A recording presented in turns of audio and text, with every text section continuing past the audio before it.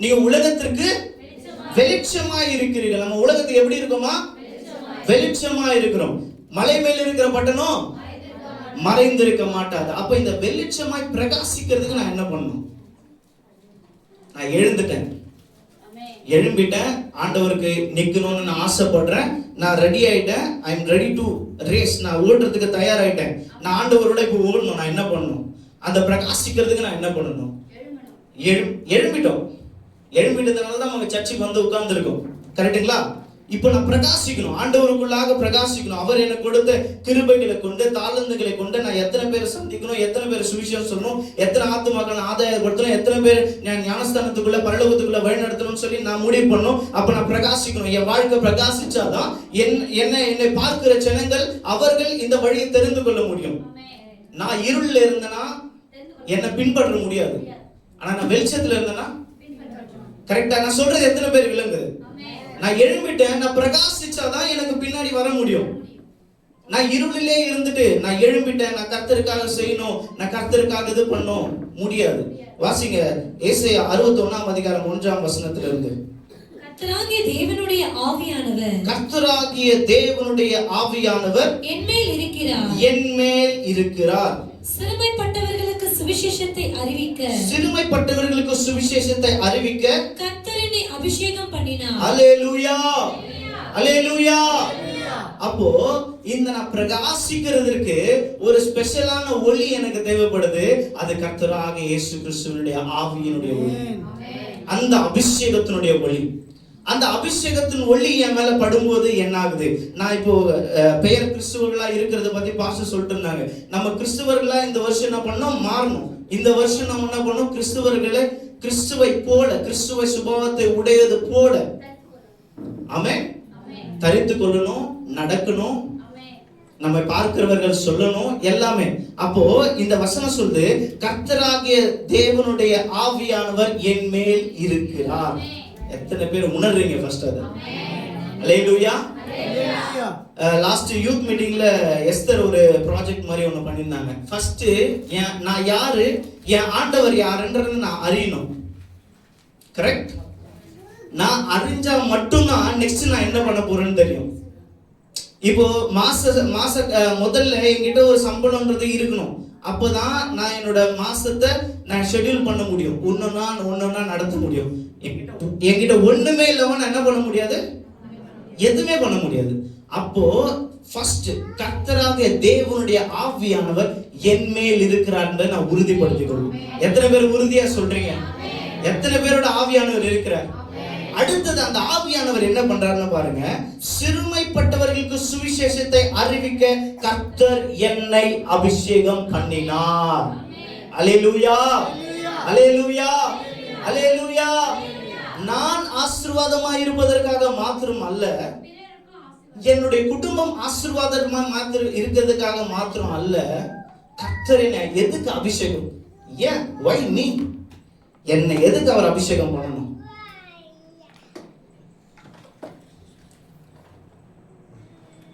எத்தனையோ பேர் இருக்காங்க இந்த உலகத்துல, எல்லாரையும் ரட்சிக்கிறதுக்காக தான் கொண்டு வந்தார். என்னை ஏன் அபிஷேகம் பண்ணுன்ற கேள்வி நமக்கு வேணும்ல. என்னை ஏன் அபிஷேகம் பண்ணணும்? என்னை ஏன் என் குடும்பத்துல இருந்து தனியா அவர் பிரிக்கணும்? நான் ஏன் இந்த திருச்சபையில இந்த நேரத்துல இந்த சபையில நான் ஏன் உட்காரணும்? நான் சொல்ல வந்த விஷயம் என்னன்னா, நமக்குள்ள இருக்கிற ஆவியின் தெளிவை நாம் புரிந்து கொள்ள வேண்டும். இதை பேசுறதுக்காக மட்டும்தான் நான் இங்க வந்திருக்கேன். நான் ஏன் சர்ச்சுக்கு வரேன்றது எனக்கு நான் தெரிஞ்சிருக்கணும். நான் ஏன் அபிஷேகம் பண்ணப்பட்டிருக்கேன் எனக்கு தெரிஞ்சிருக்கணும். நான் நல்லா பாடுறேன்னா எனக்கு ஏன் இந்த வரம் கொடுக்கப்பட்டிருக்கு எனக்கு தெரிஞ்சிருக்கணும். நான் நல்லா சம்பாதிக்கிறேன்னா இந்த காசு எதுக்காக செலவு பண்ணணும்னு எனக்கு தெரிஞ்சிருக்கணும். ஆமென், ஆமென். அப்போ சிறுமைப்பட்டவர்களுக்கு சுவிசேஷத்தை அறிவிக்க கர்த்தர் என்னை தெரிந்து கொண்டார். எத்தனை பேரு என் கூட இருக்கிறீங்க? ஹல்லேலூயா. அடுத்தது வாசிப்போமா? இருதயம் நொறுங்குண்டவர்களுக்கு காயம் கட்டுதலையும் சிறுமைப்பட்டவர்களுக்கு விடுதலையையும் கட்டுண்டவர்களுக்கு கட்டவிழ்த்தலையும் கூறவும் கட்டுண்டவர்களுக்கு கட்டவிழ்த்தலை கூறவும். ஒரே நிமிஷம். இருதயம் நொறுங்குண்டவர்களுக்கு காயம் கட்டுதலையும், சிறுமைப்பட்டவர்களுக்கு விடுதலையும், கட்டுண்டவர்களுக்கு கட்டவிழ்த்தலை கூறவும். நெக்ஸ்ட், இப்ப என்ன அபிஷேகம் பண்ணிட்டார். நான் சுவிசேஷம் சொல்ல ஆரம்பிச்சிட்டேன். நான் ஏன் சுவிசேஷம் சொல்லணும்? ஃபர்ஸ்ட் நான் ஆசீர்வாதமா நான் வந்து பெரிய ஆசீர்வதிக்கப்பட்டவனா இல்ல. எனக்கு சொந்தமான வீடு இருக்கா? இல்ல. நான் வந்து எனக்கு 4-5 கார் வீட்டில் வச்சுட்டு வந்திருக்கோமா? இல்ல. ஆனா அவருடைய அபிஷேகம் எனக்குள்ள இருக்கு. அதனால நான் பெரியவன். அல்லேலூயா, அல்லேலூயா. கர்த்தருடைய அபிஷேகம் எனக்குள்ள, நான் சொல்றதுலயே எனக்குள்ள இருக்கிற அபிஷேகத்தின் வைராக்கியம் உங்களுக்கு புரியணுன்றதுக்காக தான் நான் இப்படி பேசுறேன். நான் கர்த்தரை தெரிந்து கொண்டிருக்கிறேன். இதை விட பாக்கியமான ஒண்ணு என் வாழ்க்கையில இல்லவே இல்லை. அல்லேலூயா. எது இருந்தாலும் இல்லாவிட்டாலும் அவருடைய அபிஷேகம் என்ன இருக்கு, அவருடைய காலிங் என் தலைமையில இருக்கு. இது எனக்கு போதுன்ற நம்பிக்கை உங்களுக்குள்ள வரணும். இந்த நம்பிக்கை உங்களுக்கு வந்தா மாத்திரம்தான் இந்த உலக கவலையில இருந்து வெளியே வர முடியும். இந்த அபிஷேகம் எதுக்குன்னு புரிஞ்சா மட்டும்தான் உங்க சிந்தனை அடுத்தவர்களை நோக்கி போகும். இப்ப சில காரியத்திற்காக பாஸ்டர் ஜெப குறிப்பு கொடுத்தாரு, நீங்க கால் பண்ணணும் சொன்னாரு, போய் சந்திக்கணும்னு சொன்னாரு. இதெல்லாம் எப்போ தெரியுமா நடக்கும்? இந்த அபிஷேகம் உங்களுக்குள்ள கிரியேட் செய்யும் போது தான் நடக்கும். எப்போ வரைக்கும் நீங்க மாம்சத்தோட ஓடுவீங்களோ ஓடிட்டே இருப்பீங்க. அந்த மாம்சத்துல விடுதலை இருக்காது. ஆனா நீங்க ஜெபத்தோட ஒரு அபிஷேகத்தோட செஞ்சு பாருங்களேன், நீங்களே மறந்தாலும் அந்த அபிஷேகம் உங்களை விடாது. நீங்களே படுத்துட்டாலும் அந்த அபிஷேகம் உங்களை விடாது. நேற்று ஃபுல்லா என்னால எழுந்திருக்கவே முடியல. ரொம்ப தலைவலி, ரொம்ப கேர்னஸ். என்னால எழுந்து நிற்க முடியல, கால்கள் தள்ளாடுது. அந்த மாதிரியான ஒரு சுச்சுவேஷன். ஒரு 10:30 மணிக்கு எழுப்புறாங்க, என்னால எழுந்திருக்க முடியல. ஒரு வீட்டுல சிலிண்டர் காலி ஆயிடுச்சுன்னு சொல்லிட்டு அம்மா அப்பாவுக்கு மட்டும் டிஃபன் வாங்கி கொடுத்துட்டு வந்துட்டு நான் படுத்துட்டேன். அகைன் சிலிண்டர் புக் பண்ணது வந்துச்சுன்னு சொன்னாங்க, அதை வாங்கி எடுத்துட்டு வந்து கொடுத்துட்டு படுத்துட்டேன். இதுதான் நான் பண்ணேன். நேற்று 24 மணி நேரம் நான் பெட்ல தான் இருந்தேன். இந்த மெசேஜ் எடுக்க சொல்லும்போது எனக்கு இது பண்ணும்போது நான் படுத்துட்டே பைபிளை புரட்டுறேன். என்னால முடியல. கேர்னஸ், கிட்டினஸ் எல்லாமே. நைட் ஆண்டவரத்துல ஒப்பு கொடுத்துட்டேன். ஏசப்பா, நீங்க என்ன அழைச்சிருக்கீங்க, உங்க அபிஷேகம் எனக்குள்ள இருக்கு. நான் முதலாவது அங்க போய் நிக்கணும்னு சொல்லும் போது 5 மணிக்கு எழுந்தேன். 6 மணிக்கு கிளை சபையில ஆராதனை முடிச்சுட்டு 8:30 மணிக்கு அங்கிருந்து கிளம்புனேன். 8:55 இங்க வந்துட்டேன். அல்லேலூயா. இங்க நிக்கிறேன், பேசுறேன். காரணம் எனக்குள்ள இருக்கிற அபிஷேகம், என்னை நடத்துகிற ஆவியானவர். அல்லேலூயா. நான் காரணம் சொல்லலாம், தப்பிக்கலாம். காரணம் என்னால சொல்ல முடியும். என்னால வராததுக்கு நிறைய ரீசன் சொல்ல முடியும். பாஸ்டர் கிட்ட, பாஸ்டர் நான் அங்க இருக்கேன், என்ன எனக்கு வர முடியாது, நான் இப்படி ஒரு விஷயத்துல மாட்டிட்டேன், பாஸ்டர் நான் வந்து பார்க்க போறாரு. இல்லையே, என்னை வழிநடத்துகிற ஆவியானவர். அல்லேலூயா. நான் அகைன் சொல்ல விரும்புகிறேன், உங்களுக்குள்ள இருக்கிற அந்த ஆவியின் வைராக்கியத்தை நீங்க வெளியே காட்டணும்.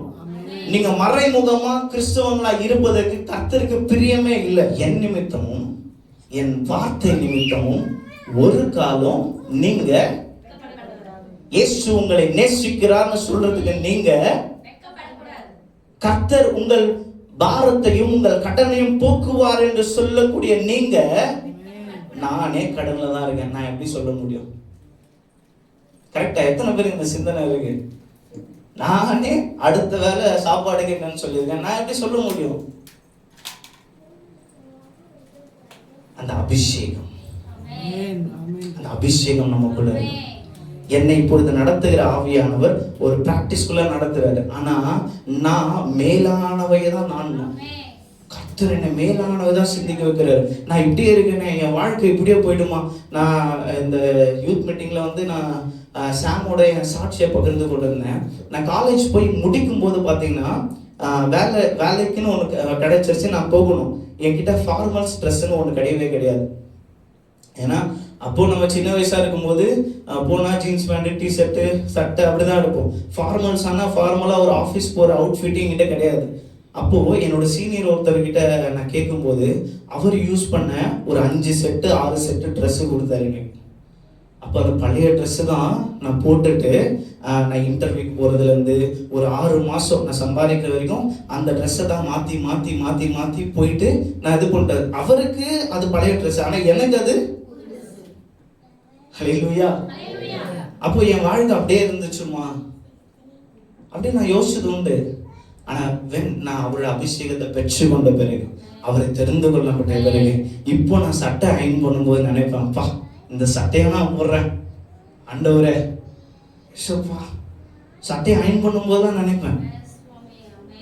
நைட்டு தூங்கும்போது ஏசி ஆன் பண்ணும்போது நினைப்பேன், ஷோப்பா ஏசி என் வீட்டில் ஏசி. வாழ்க்கை அப்படியே இருந்துடாது. ஆனால் நம்ம வாழ்கிற வாழ்க்கையில் இருக்கிற பிராக்டிஸ் மாறக்கூடாது. இந்த ஏசி இப்ப இல்லைன்னா எனக்கு 10 வருஷம் கழிச்சு கூட வரும், அது முக்கியம் இல்லை. எனக்குள்ள இருக்கிற அபிஷேகம் அது வழி நடத்தும். எனக்குள்ள இருக்கிற ஆவி என்னை வழி நடத்தும். எந்த சூழ்நிலையும் அது என்னை வாழ வச்சிடும். எந்த சூழ்நிலையும் அது என்னை வெட்கப்படாம என்னை உயர்த்திடும். அந்த அபிஷேகத்தை தான் இன்னைக்கு நான் உங்களுக்கு சொல்ல வந்திருக்கேன். அகைன் வாங்க, ஏசாயா 61ஆம் அதிகாரம் 2ஆம் வசனம் வாசிங்க. கர்த்தருடைய அனுக்கிரக வருஷத்தையும் நம்முடைய தேவன் நீதியை சரிக்கட்டும் நாளையும் கூறவும் துயரப்பட்ட அனைவருக்கும்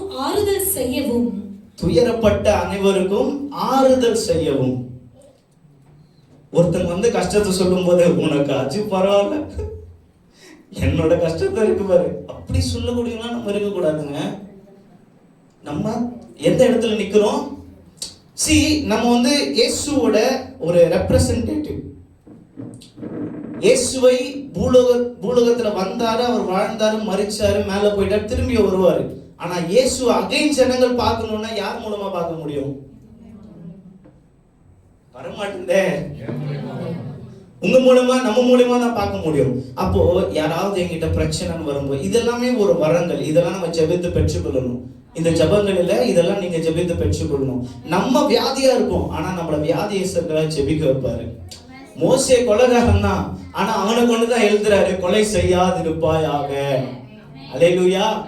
நம்ம ஆண்டவர் நம் நினைக்கிறதுக்கு அப்பாற்பட்டவர், நம்ம யோசிக்கிறதுக்கு அப்பாற்பட்டவர். அப்போ இந்த பரிசுத்த ஆவியானவரையும் இந்த அபிஷேகத்தையும் பெற்றுக்கொண்டாதான் நம் வாழ்கிற வாழ்க்கை என்ன, அடுத்து நம்முடைய ஊழியத்தின் பாதை நோக்கம் என்ன.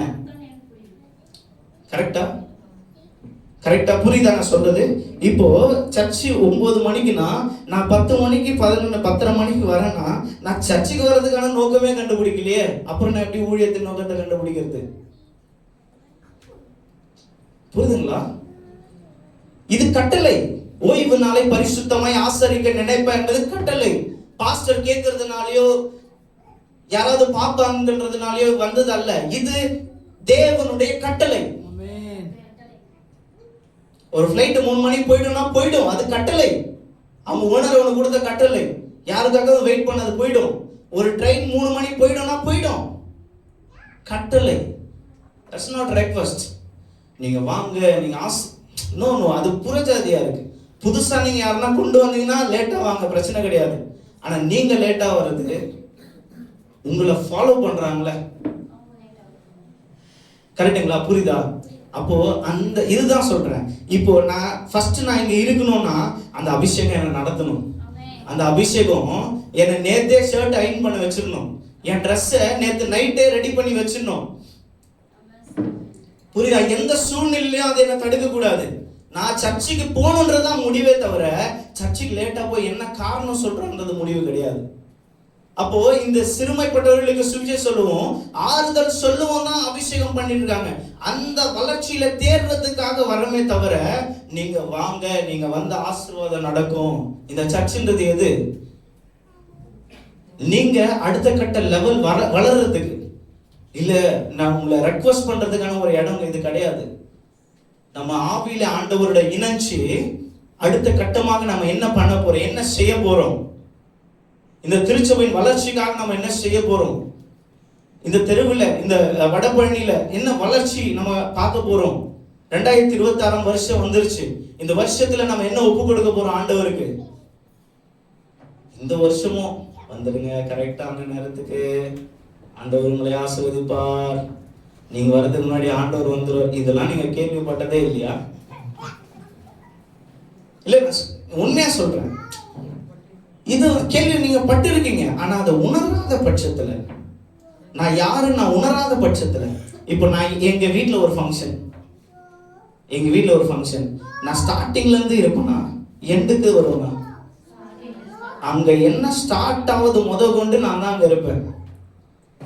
என்ன எண்டாவது, யாருக்கு என்ன கொடுக்கணும், என்ன இங்க யாரு என்ன பண்ணணும், என்ன செய்யணும்னு நான் டிசைட் பண்ணுவேன். அப்போ இந்த அபிஷேகம் உங்களுக்குள்ள இருக்கணும்.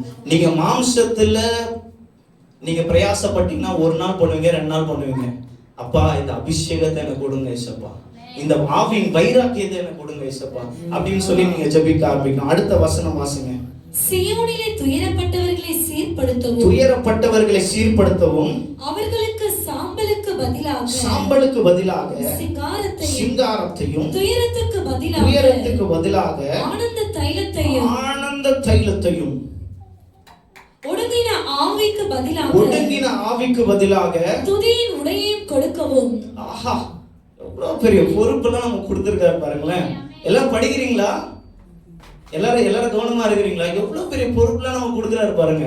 இந்த அபிஷேகம் நமக்குள்ள வரும்போது அது வாசிக்கமா, துயரத்திற்கு பதிலாக ஆனந்த தைலத்தையும் ஒடுங்கின ஆவிக்கு பதிலாக துதியின் உடையையும் கொடுக்கவும். துதியின் உடை கொடுக்க தான் ஆண்டவர் உங்களை உருவாக்குனாரு. ஆனா பாஸ்டர் நின்னு நீங்க கை தட்டுங்க, நீங்க உற்சாகமாய் பாடுங்க, நீங்க பலப்படுங்க அப்படின்னு சொல்லிட்டு இருக்காரு. நம்ம துதியின் உடைய இன்னொருத்தவங்களுக்கு கொடுக்கணும்னா, நான் ஆராதிக்கிற பார்த்து இன்னொருத்தர் ஆராதிக்கணும், நான் கை தட்டுறதை பார்த்து இன்னொருத்தர் கை தட்டணும். எனக்குள்ள இருக்கிற அபிஷேகம் நான் பாடும்போதே மற்றவங்க இடத்துல பாயணும்.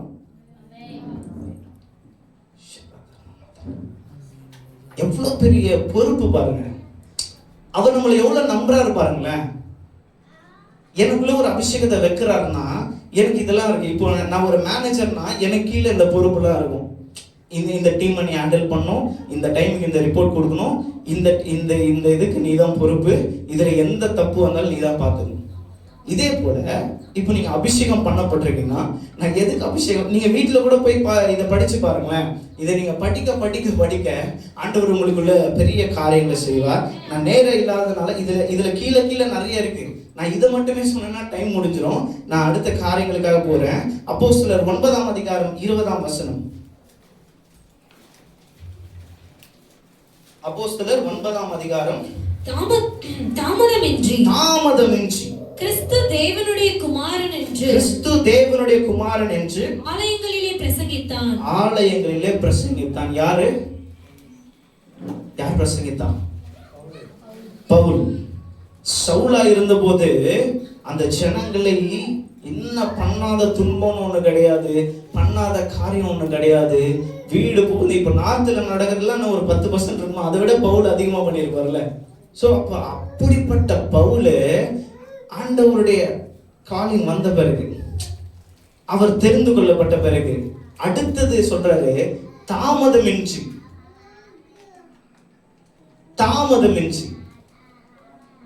இம்மிடியேட்டா, இங்கிலீஷ்ல இம்மிடியேட்லின்னு இருக்கு. அப்போ இம்மிடியேட்டா ஒரு காரியத்தை பண்றாரு. நம்ம ஏன் இம்மிடியேட்டா பண்ண முடியல?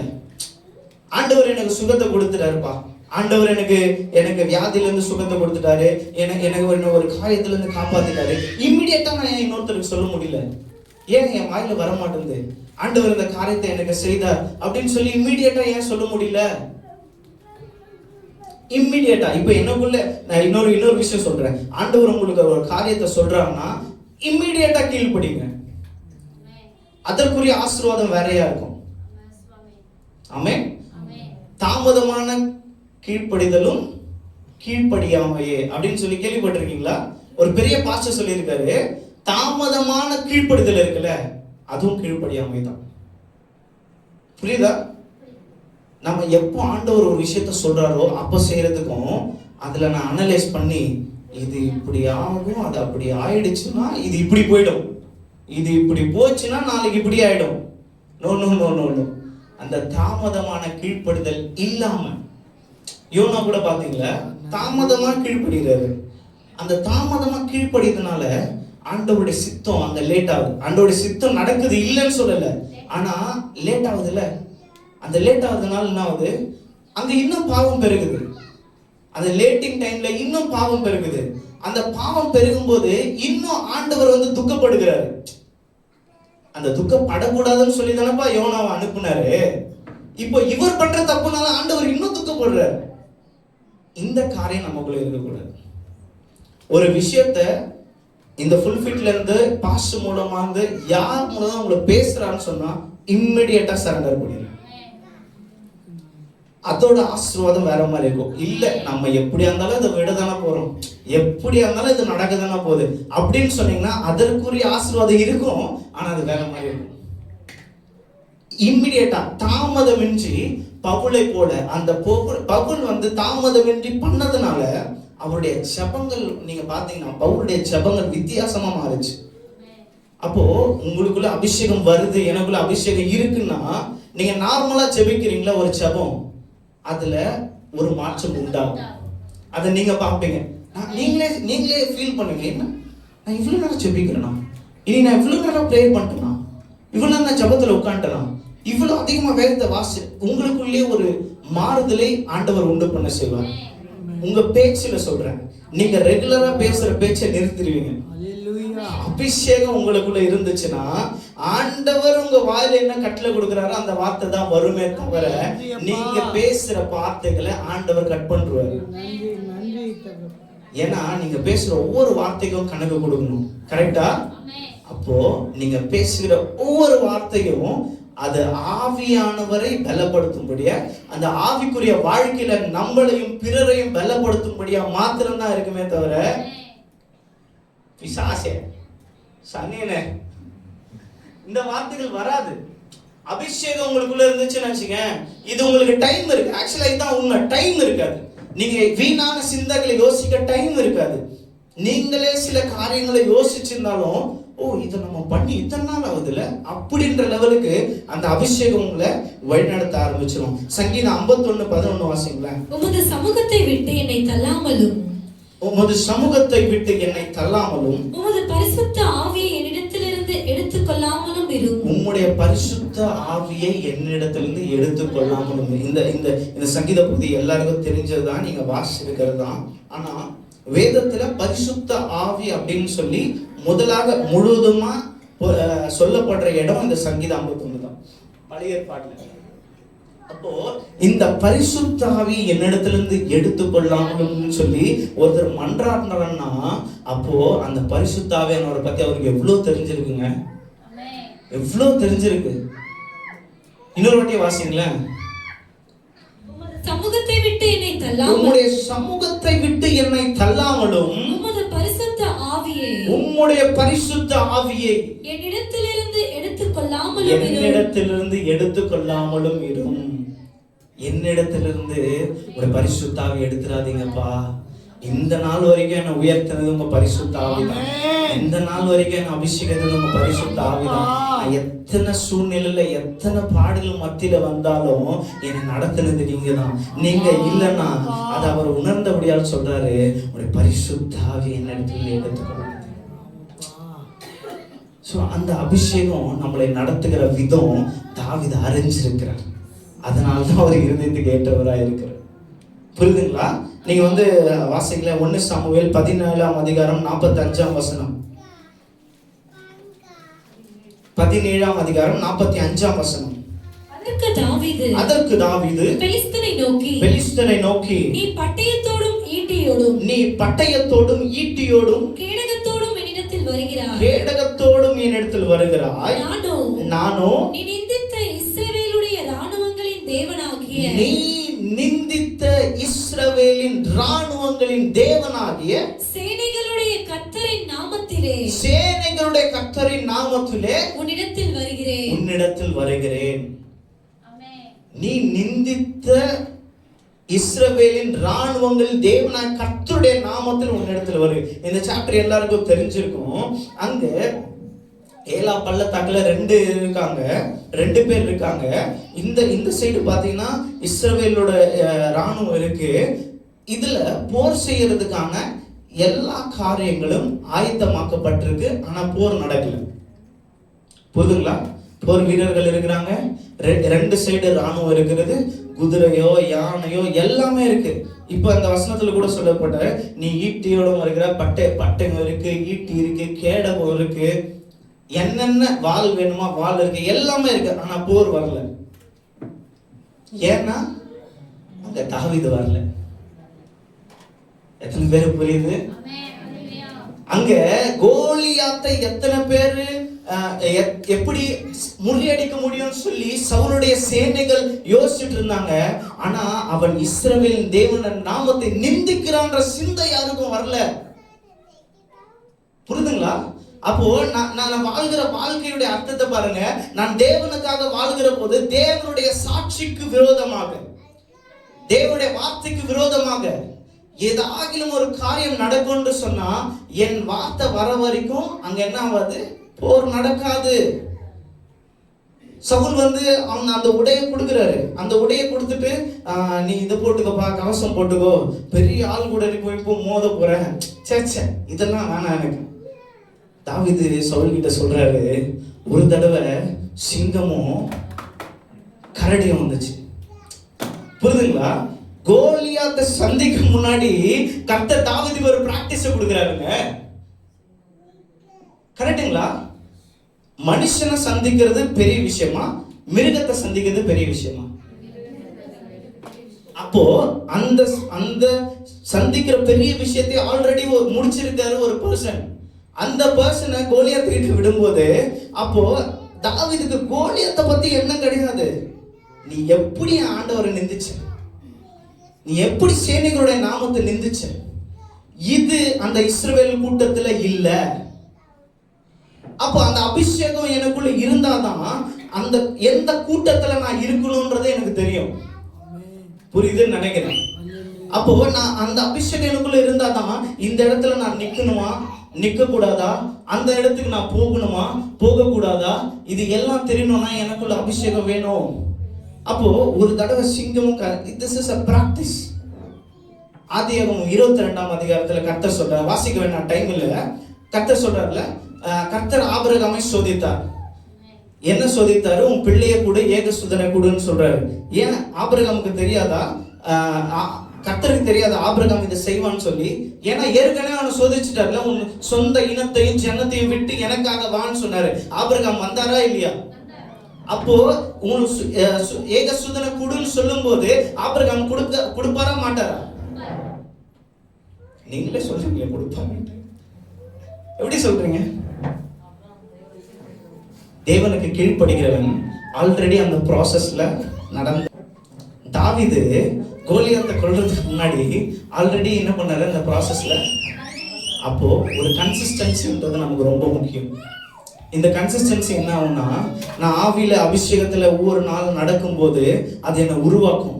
அது என்ன அந்த அந்த ஒரு எனக்கு எதிராக வரும் காரியங்களுக்கு நேரம் என்னை உருவாக்கும். இதை எப்படி முடிக்கணும்னு சொல்லி எல்லாரும் தண்ணறிட்டு இருப்பாங்க. ஆனா எனக்குள்ள இருக்கிற ஆவியானவர் சொல்லுவார், ஒன்னும் இல்லப்பா, இதை தூக்கி இப்படி வை, இது முடிஞ்சிடும், அவ்வளவுதான். அல்லேலூயா. இது அபிஷேகம் பெற்றவர்களால மாத்திரம் தான் உணர முடியும். அப்போ இந்த பிராக்டிஸ் சொல்றேன். இப்போ அதே மாதிரி ஆபிரகாம் ஈசாக்க படுக்க சொல்லிட்டாருங்க. என்னன்னு கேட்டிருப்பாரு, நீங்களா தானே கேட்டிருப்பீங்க. ஓ ஏதாவது இருக்காது அவனுக்கு, நீ படியா என்ன படுக்க சொல்ற, கரெக்டா?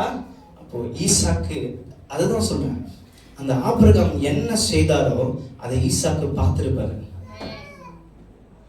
நீங்க என்ன செய்றீங்களோ உங்க குடும்பம் பார்க்கும், உங்க சுற்றி இருக்கிற ஜனங்கள் பார்ப்பாங்க. அல்லேலூயா. அப்போ ஈசாக்கு அங்க படுத்ததுனால ஈசாக்கோட ஆசீர்வாதம் உங்களுக்கு வேதத்துல தெரியுமா? அவர் எங்க கை வச்சாலும் 100 மடங்கு ஆசீர்வாதம். காரணம் அந்த இடத்துல அவர் படுத்தது மாத்திரம்தான் எனக்கு தெரிஞ்சு. ஏன்னா அந்த கீழ்ப்படிதல் பாத்தீங்கன்னா, ஏன்னா சோதனை யாருக்கு? கர்த்தர் ஆபிரகாமை சோதித்தார், ஈசாக்கு ஏன் படுக்கணும்? புரியுதுங்களா? இப்போ இந்த இந்த அபிஷேகத்தின் ஓட்டம் பாஸ்டருடையது. பாஸ்டர் பாடுபட்டாங்க, எனக்கு என்ன இதுல, நான் ஏன் போனோம்? எனக்கு ஒரு குடும்பம் இருக்கு, எனக்கு ஒரு ஃபேமிலி இருக்கு, எனக்குன்னு ஒரு சந்தோஷம் இருக்கு. இல்ல, அந்த அபிஷேகத்தோட நடக்கிறவங்க நீங்க நடப்பீங்கன்னா உங்க மேல அந்த அபிஷேகம் கண்டிப்பா நிறைவாய் வரும், ரெட்டிப்பாய் வரும். நீங்க எத்தனை பேர் விசுவாசிங்களா எனக்கு தெரியாது. ஆனா இந்த சின்ன நேரத்துல இந்த இந்த மெசேஜை கேட்கிற நீங்க பாக்கியவான்கள். ஏன்னா அந்த அபிஷேகத்தை நம்ம பெற்றுக்கொள்ளும் போதுதான், அந்த அந்த வைராக்கியம் நமக்குள்ள இருக்கும் போதுதான், நீங்க நீங்க ஆமென் சொல்றதுக்காக நான் சொல்ல, இந்த வைராக்கியம் உங்களுக்குள்ள பாயணும்னு சொல்றேன். புரியுதுங்களா? அப்போ அந்த தெளிவு, ஆவியின் தெளிவு, அபிஷேகத்தின் தெளிவு, நான் ஏன் இங்க இருக்கிறன்ற தெளிவு, என்னை ஏன் ஆண்டவர் தெரிந்து கொண்டார்ன்ற தெளிவு, நான் ஏன் சுவிசேஷம் அறிவிக்கணும்ன்ற தெளிவு, எங்க எப்படி நிக்கணும், எப்படி பேசணும், எந்த ஜெப குறிப்புக்கு எப்படி ஜெபிக்கணும், எல்லாமே ஆவியானவர் வழி நடத்துவார். அப்படிதானே வசனம் சொல்லுது. 1 யோவான் 2:27 பாருங்களேன். நீங்கள் அவராலே பெற்ற அபிஷேகம், நீங்கள் அவராலே பெற்ற அபிஷேகம் உங்களில் நிலைத்திருக்கிறது, உங்களில் நிலைத்திருக்கிறது.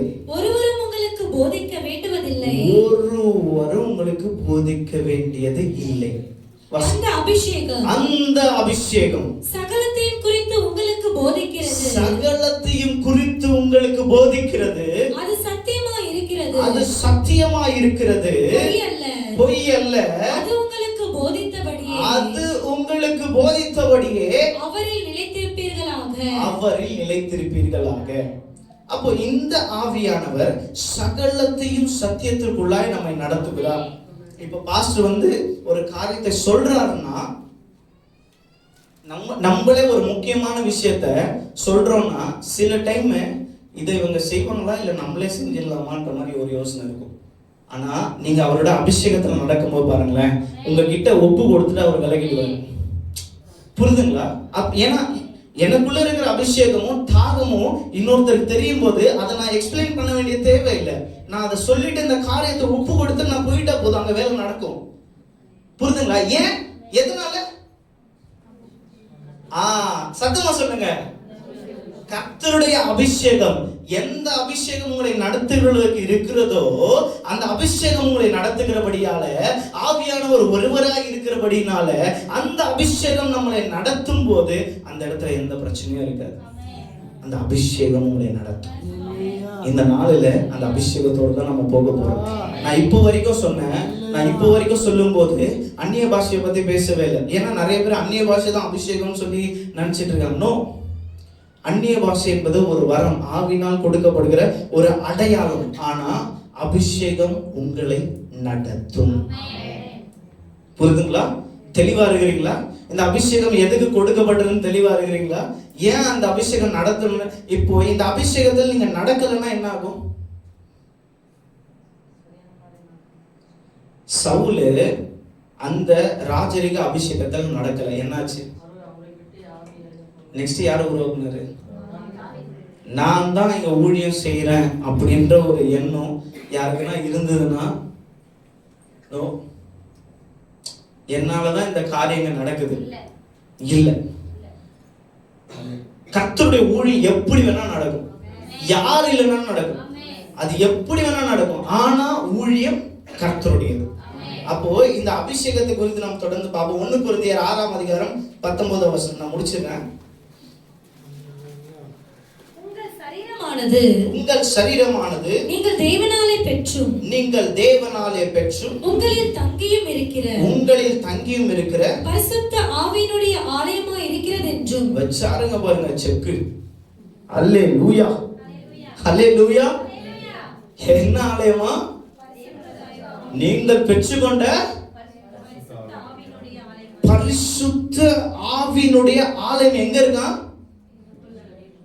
பேச மாட்டீங்களே. அதாவது பைபிளை படிக்கும் போதுதான் பைபிள் பார்க்கணும். புரியுதுங்களா? அப்போ பரிசுத்த ஆவியான சரீரமே எனக்குள்ள, அந்த சரீரம் ஆலயமா பரிசுத்தமா எனக்குள்ள இருக்குன்ற போது நான் இன்னும் எப்படி இருக்கணும்? நீங்கள் தேவனுடைய ஆலயமா இருக்கிறீங்களும் தேவன் உங்களை வாசமா இருக்கிறீங்கன்னு அறியாது இருக்கிறீர்களா? தேவனுடைய ஆலயமா நம்ம இருக்கிறோம். இப்போ இதுல நம்ம பரிசுத்த ஆலயமா, அந்த ஆலயம் எப்படி இருக்கான்? பரிசுத்தமா இருக்கான். அப்ப இந்த ஆலயத்தை எப்படி நம்ம பாதுகாக்கணும், எப்படி நம்ம வழி நடத்தணும்? இப்ப என்ன பாக்குறவங்க இவங்க இந்த அபிஷேகத்துல பரிசுத்தமா இருக்கிறாங்கன்னு சொல்ல முடியுமா? சொல்ல முடியுமா? சொல்லணும். ஒரே ஒரு டெஸ்ட் மாத்திரம் உங்களுக்கு வைக்கிறேன். எல்லாரும் கண்ண முடிக்குங்க, பாஸ்டரும் கண்ணை முடியும். இப்போ எல்லாம் கண்ணை மூடும். கண்ணை ஏசப்பா. பரிசுத்த ஆவியானவர் உங்க பாஸ்டருக்குள்ள இருக்கிறான்னு நீங்க உணர்ந்துறீங்க. நீங்க ஏதாவது ஒரு பாவம் பண்ணும்போது, பாவமோ இல்ல மீறுதலுக்கு உட்பட்டோ ஏதோ ஒரு காரியம் பண்ணும்போது உங்க பாஸ்டர் உங்களால ஃபேஸ் பண்ணவே முடியாது. கரெக்ட்ன்ற மாத்திரம் கை ஒத்துங்க, உங்க கை யாரும் பார்க்க மாட்டாங்க. நான் ஏதோ ஒரு மீறுதலுக்கு உட்பட்டேன்னா அவரை நான் ஃபேஸ் பண்ணவே முடியாது. அந்த கண்களை என்னால பார்க்கவே முடியாதுன்னு மாத்திரம் கையை உயர்த்துங்க. அல்லேலூயா, ஆமென்.